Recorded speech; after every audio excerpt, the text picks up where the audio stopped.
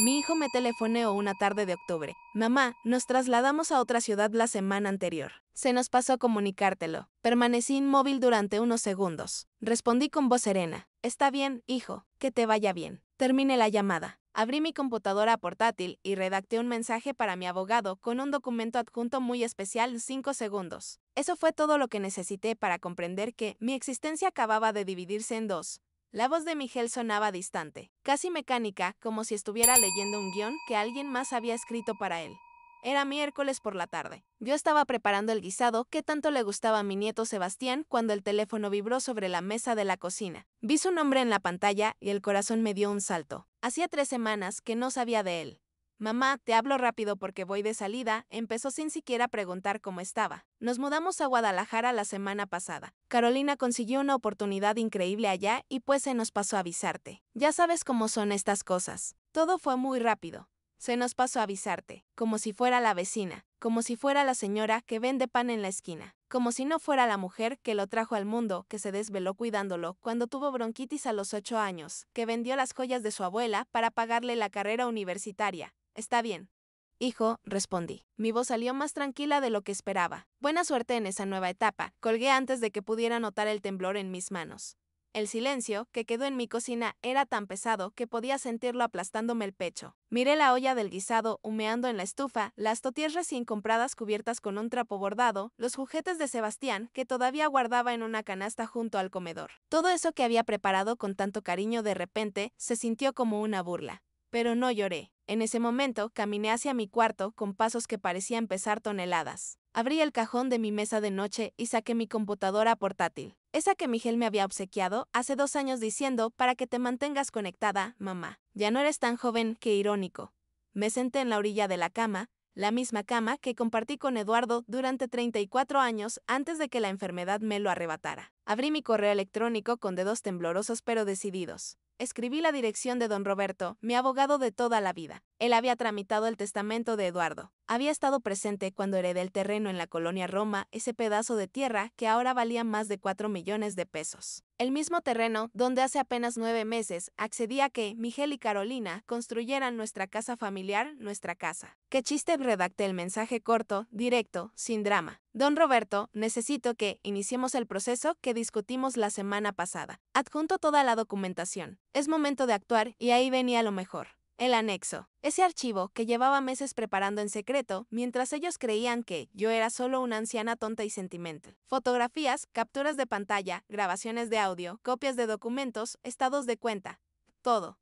Cada humillación documentada. Cada mentira. Cada centavo que me sacaron. Presioné enviar y cerré la computadora con un sonido seco que resonó en mi habitación vacía. Porque aquí está la verdad que nadie te dice cuando eres madre. Hay un momento en que el amor se encuentra con la dignidad en una encrucijada y tienes que elegir. Durante años elegí el amor. Tragué humillaciones. Cerré los ojos ante desprecios. Justifiqué lo injustificable. Es que Carolina viene de una familia complicada, me decía a mí misma. Es que Miguel está presionado con el trabajo. Es que ser nuera no es fácil, mentiras que me contaba para no enfrentar la verdad más dolorosa. Mi hijo se había convertido en un extraño y yo había permitido que me convirtieran en un estorbo en mi propia vida. Pero esa llamada, ese se nos pasó a avisarte, pronunciado con tanta indiferencia, fue la gota que derramó el vaso. O mejor dicho, fue el golpe que rompió el vaso en 1000 pedazos irreparables, 4 años atrás. Cuando Miguel me llamó para decirme que quería presentarme a alguien especial. Sentí esa emoción que solo una madre puede entender. Mi hijo, mi único hijo, finalmente había encontrado a alguien que lo hacía feliz.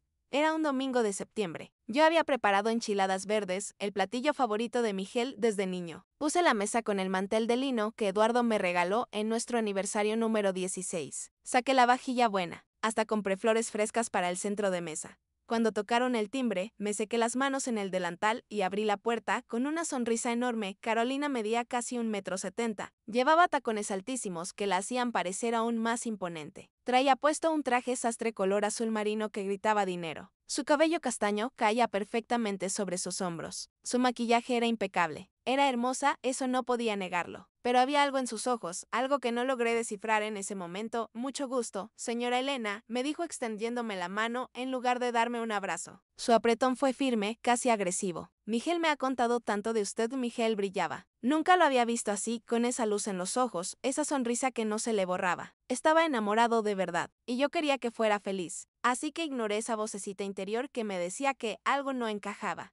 Se casaron 6 meses después. La boda fue en un jardín elegante. Carolina quería todo perfecto, todo controlado. Yo ofrecí ayudar con los gastos. Después de todo, era la madre del novio. No se preocupe, señora Elena, me dijo Carolina con esa sonrisa condescendiente. Mis padres ya cubrieron todo. Usted solo relájese y disfrute. Me sentí como una invitada en la boda de mi propio hijo. Después de la boda, las cosas cambiaron más rápido. Miguel cada vez venía menos a visitarme. Antes pasaba los domingos conmigo. Me ayudaba con las reparaciones de la casa. Platicábamos durante horas tomando café. Ahora todo eran excusas. Carolina quiere que vayamos a ese restaurante nuevo. Tenemos planes con los amigos de Caro. Su familia nos invitó a Valle de Bravo, su familia. Como si la suya no existiera. Eduardo murió hace 4 años. Un cáncer fulminante que me lo arrebató en 3 meses. Ni siquiera tuvo tiempo de despedirse bien. Miguel estuvo presente en el funeral, pero Carolina lo jaló del brazo antes de que terminara el rosario. Tenemos compromiso, amor. Ya sabes cómo son estas cosas. Esa noche me quedé sola en mi casa vacía, rodeada de recuerdos y de un silencio que dolía más que cualquier palabra.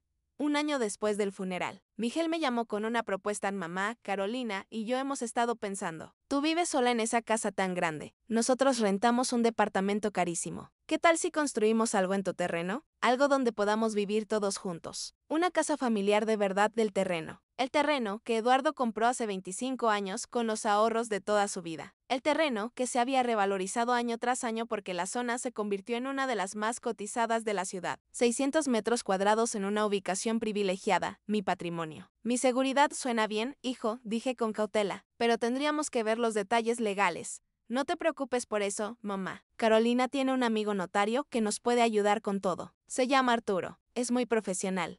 Una tarde de noviembre, Carolina llegó a mi casa con Arturo. Era un hombre de unos 45 años, traje caro, sonrisa ensayada.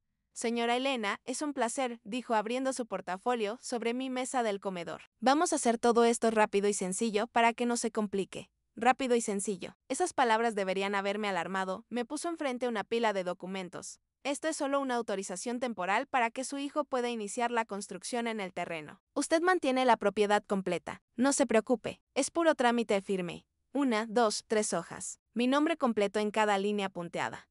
2 semanas después, las máquinas llegaron a mi terreno. El ruido de los tractores, el polvo, el movimiento constante de trabajadores transformó ese espacio tranquilo en un caos organizado, pero necesitaban más dinero. Siempre necesitaban más dinero, mamá, los materiales subieron. El arquitecto dice que necesitamos reforzar los cimientos. Carolina encontró unos acabados hermosos, pero son más caros. Invertí 900,000 pesos. Los ahorros que tenía de mi jubilación, del seguro de vida de Eduardo, de años de trabajo, mi colchón financiero, mi seguridad, todo lo que tengo, susurré cuando hice la última transferencia. La casa quedó hermosa. 2 pisos relucientes, jardín perfectamente diseñado, acabados de lujo. Pero cuando fui a ver mi supuesta recámara, el corazón se me cayó al piso. No era una recámara, era un cuarto de servicio, pequeño, oscuro, con un baño minúsculo y una ventana que daba al patio trasero. Es temporal, mamá, explicó Miguel, hasta que terminemos de acomodar todo. Mentira. Todo era mentira. La mudanza fue caótica. Los muebles de mi casa fueron distribuidos por toda la construcción nueva. Mi sala quedó en la estancia principal, mi comedor en el área de visitas, mis cuadros en las paredes que Carolina eligió. Todo lo mío regado por todos lados, pero nada realmente mío. Las reglas llegaron en la segunda semana. Carolina las llamó acuerdos de convivencia y las escribió en una hoja que pegó en el refrigerador.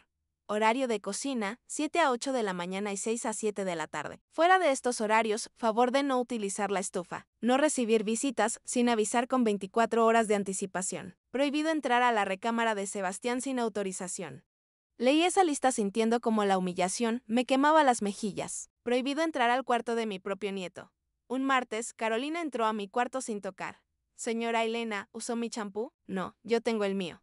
Bueno, porque ayer estaba lleno y hoy está a la mitad. ¿Y cómo usted es la única que entra al baño de arriba cuando limpia? Me estaba acusando de ladrona en mi propio terreno, con mi propio dinero invertido en cada centímetro de esa casa. Peor aún fue el día que quise cargar a Sebastián. El bebé lloraba en su carriola en la sala. Yo estaba cerca doblando ropa. Lo tomé en brazos, meciendo suavemente como había mecido a Miguel 35 años atrás. Carolina bajó las escaleras corriendo. ¿Qué hace, señora Elena? Le he dicho 1000 veces que no lo cargue sin lavarse las manos primero. Me arrebató a Sebastián de los brazos como si yo fuera una amenaza, como si fuera una extraña peligrosa. Mayo trajo otra sorpresa. Señora Elena, necesitamos hablar de algo importante, comenzó Carolina limpiándose la boca delicadamente durante la cena. La verdad es que los gastos de la casa son muy altos. El agua, la luz, el gas, el predial. Todo subió muchísimo. Me deslizó un papel por la mesa. Era una lista detallada. Al final, en números rojos, aportación mensual sugerida, 5,000 pesos, 5,000 pesos. Casi la mitad de mi pensión. Pero yo puse 900,000 pesos para la construcción. Y el terreno es mío.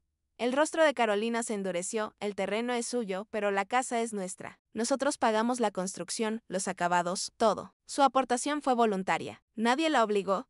Miré a Miguel, esperando que me defendiera. Mamá, es lo justo. Todos debemos contribuir. Esa noche, sola en mi cuartito del fondo, llamé a don Roberto. Don Roberto, necesito saber exactamente qué firme. Necesito saber si puedo hacer algo. Elena, te he estado esperando. Ven mañana al despacho. Tengo información que necesitas conocer.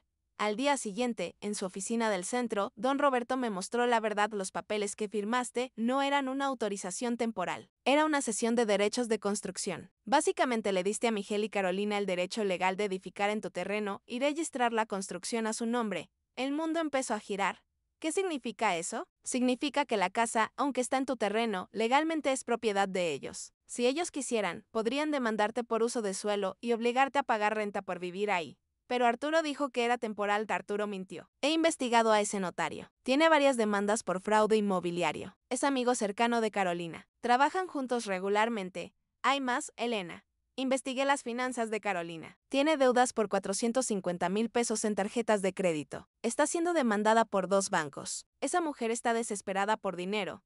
También descubrí que usaron tu propiedad como garantía para un préstamo de 1,200,000 pesos. Sin tu permiso, sin tu conocimiento. El dinero se usó para pagar las deudas de Carolina y para comprar el auto nuevo que tienen. Salí de esa oficina convertida en otra persona. Ya no era la abuela ingenua que creía en las buenas intenciones de su hijo. Era una mujer que acababa de entender que había sido estafada por su propia familia. Compré una grabadora pequeña. 400 pesos que me dolieron gastar, pero que sabía que eran inversión. A partir de ese momento, cada conversación, cada humillación, cada orden absurda quedó registrada. Septiembre llegó con el aumento de la renta.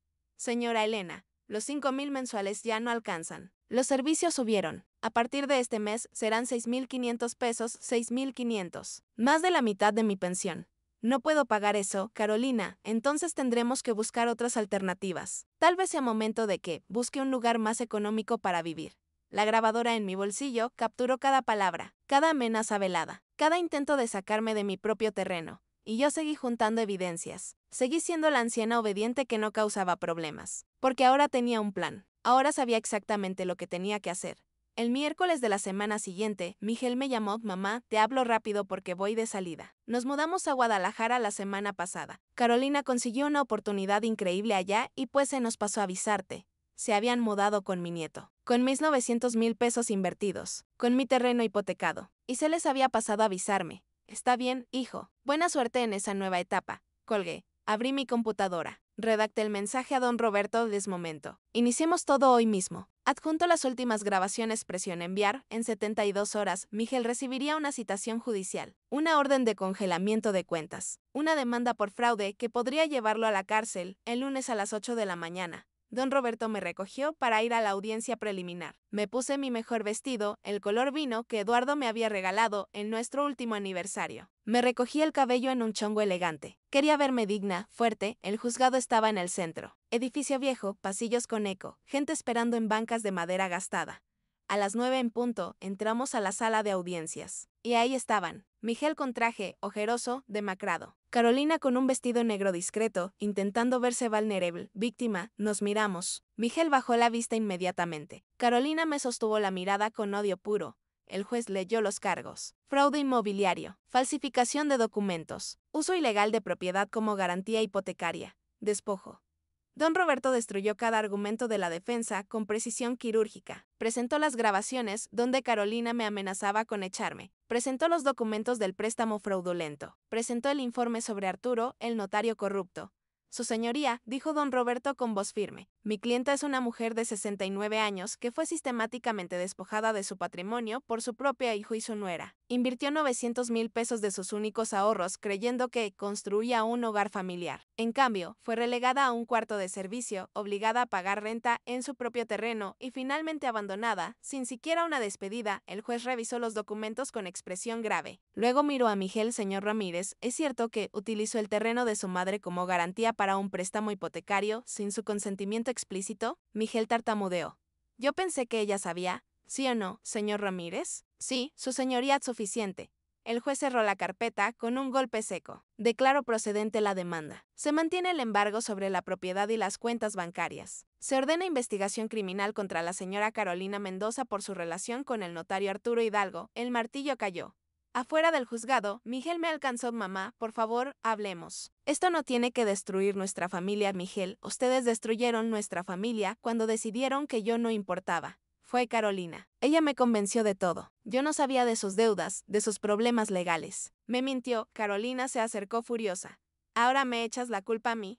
Tú estuviste de acuerdo en todo, los veía pelear y sentía una mezcla extraña de tristeza y satisfacción. La máscara perfecta de su matrimonio se estaba cayendo a pedazos. Esto no va a quedar así, señora, me dijo Carolina. Vamos a pelear, y cuando perdamos todo por su culpa, usted nunca volverá a ver a su nieto. Esa amenaza me golpeó en el pecho. Sebastián, mi nieto inocente, en medio de todo este desastre, Sebastián es lo único que me duele en todo esto, respondí con voz temblorosa pero firme, porque él no tiene culpa de tener una madre fraudulenta y un padre cobarde. Pero no voy a dejar que usen a ese niño como escudo para salirse con la suya.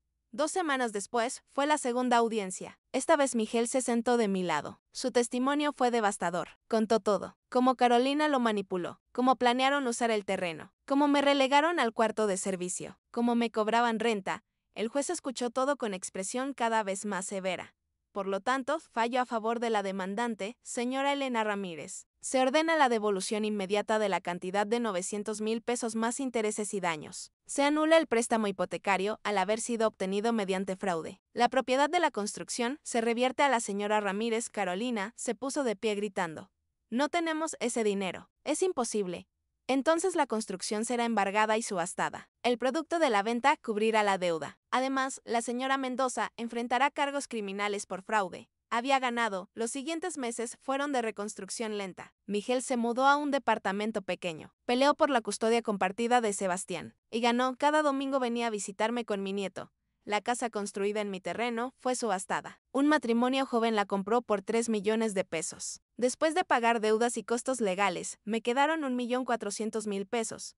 Con ese dinero y la venta del terreno completo, compré un departamento pequeño pero luminoso. 2 recámaras, balcón con plantas, vista a un parque. Mi espacio, solo mío. Un año después del juicio, en mi cumpleaños número 70, Miguel llegó temprano con Sebastián. Feliz cumpleaños, mamá. Tengo algo para ti. Me entregó una caja pequeña. Dentro había un reloj. El reloj de bolsillo de Eduardo. Restaurado. Brillante. Funcionando perfectamente. Sé cuánto significa para ti. Lo llevé a reparar. Ahora funciona como nuevo. Gracias, hijo. No, mamá. Gracias a ti, por no rendirte, por enseñarme que nunca es tarde para hacer lo correcto. ¿Me perdonaste? Preguntó con voz quebrada. De verdad, no solo de palabra. ¿Sabes qué aprendí de todo esto, Miguel? Que el perdón no es un evento, es un proceso. Hay días en que te veo con Sebastián y mi corazón se llena de amor. Hay otros días en que recuerdo ese cuarto de servicio y siento rabia todavía. Pero lo que sí puedo decirte es que elegí soltar el resentimiento. No por ti, por mí, porque cargar ese peso me estaba matando. Esa noche, sola en mi balcón, sostuve el reloj de Eduardo. Lo logramos, amor. No fue como pensábamos, pero lo logramos. Nuestro hijo aprendió. Nuestro nieto sabrá de dónde viene. Y yo volví a ser yo.